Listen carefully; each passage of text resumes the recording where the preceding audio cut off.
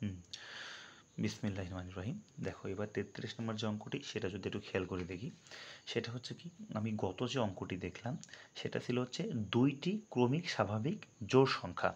এবার কি বলছে, এবার বলছে যে তিনটা একটু ব্যতিক্রম, সেটা হচ্ছে কি তিনটা, আবার কি বলছে যে ক্রমিক স্বাভাবিক বেজোড় সংখ্যা এবং তাদের যোগফল কত, 27। ঠিক আছে, অঙ্কটি খুবই খুবই খুবই সহজ, জাস্ট একই রুলস, হ্যাঁ, কোনো সমস্যা নেই।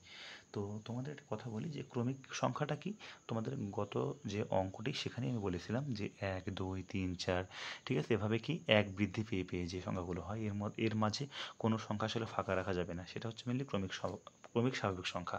এবার বলতে যে ক্রমিক স্বাভাবিক বিজোড় সংখ্যা কি, এর অর্থ হচ্ছে যে একদম ধরো যে আমি যদি 3 থেকে শুরু করি, তো 3 5 7, যদি 10, যদি 11 থেকে শুরু করি, 11 3 13 15 এভাবে চলতে থাকবে আর কি। ঠিক আছে, একে বলা হয় ক্রমিক স্বাভাবিক বিজোড় সংখ্যা। অর্থাৎ তুমি যদি মনে করো যে 11 13 15 দেবা না, একদম 17 দেবা, তাহলে কিন্তু এটা ক্রমিক স্বাভাবিক বিজোড় সংখ্যা হবে না।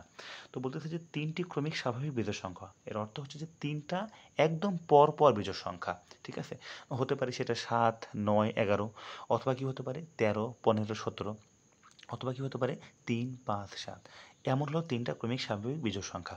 কিন্তু এটা কখনোই এমন হবে না যে 3 নিলাম 5 নিলাম আর ওদিকে 9 নিলাম, মাঝখানে 7 নেব না। এটা কখনো ক্রমিক স্বাভাবিক বিজোড় সংখ্যা হবে না।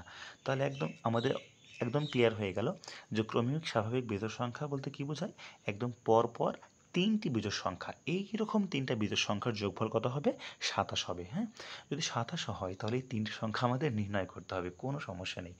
আমরা কি জানি, আমরা জানি যে একটা জোড় সংখ্যা হোক বা একটা বিজোড় সংখ্যা হোক, সেই সংখ্যা থেকে যদি আমরা পরবর্তী বিজোড় সংখ্যা বা জোড় সংখ্যা যেতে চাই, তাহলে কত যোগ করতে হয়, 2 যোগ করতে হয়। হ্যাঁ, তাহলে কি ধরা যাক যে, বা মনে করি কি বলছে, যে প্রথম যে বিজোড় সংখ্যা সেটা কত, এক্স। তো সেটা যদি এক্স হয় তাহলে কি আমার দ্বিতীয় বিজোড় সংখ্যা কত হবে, অবশ্যই সেই সংখ্যা থেকে 2 বেশি, তাই না? প্রথমটা যদি এক্স হয় তাহলে পরেরটা কি এক্স প্লাস 2, 2 বেশি। এবার তৃতীয় যে বিজোড় সংখ্যা, এই সংখ্যাটা কি দ্বিতীয় বিজোড় সংখ্যা থেকে আবার কি, এটা হলো কি লিখলাম, এক্স প্লাস 2 হচ্ছে দ্বিতীয় বিজোড় সংখ্যা, তার থেকেও আবার কত বেশি, 2 বেশি, তার থেকে কত বেশি, 2 বেশি। ওকে, তাহলে প্রশ্ন মতে কি, প্রথম সংখ্যা মানে প্রথম বিজোড় সংখ্যা লিখলাম, এবার কি দ্বিতীয় যে বিজোড় সংখ্যা সেটা লিখলাম, এরপরে কি তৃতীয় যে বিজোড় সংখ্যা লিখবে, এক্স প্লাস 2 প্লাস আবার 2। এটা হলো প্রথম বিজোড় সংখ্যা, দ্বিতীয় বিজোড় সংখ্যা, তৃতীয় বিজোড় সংখ্যা। কথা কি ক্লিয়ার? সমান কত হবে, 27। এবার সাজিয়ে লিখি, x plus 2 plus x plus 2 plus কত, 2 সমান কত হবে, 27। বা দেখো তো এক্স কয়টা আছে, একটা দুইটা তিনটা, এর অর্থ হচ্ছে 3x সমান 27 দিব মাইনাস, এখানে কি 2 4 6, 6 এদিকে কি আমার বাম পাশে যোগ আকারে আছে, এদিকে হবে ডান পাশে আমার বিয়োগ হয়ে যাবে, তাহলে 6। তাহলে বা তাহলে কি 3x সমান 27 মাইনাস 6 কত, 21। যেহেতু আমার এদিকে 3 আর x গুণ আকারে আছে, অতএব x সমান কি নেবে, 21 কত, 3।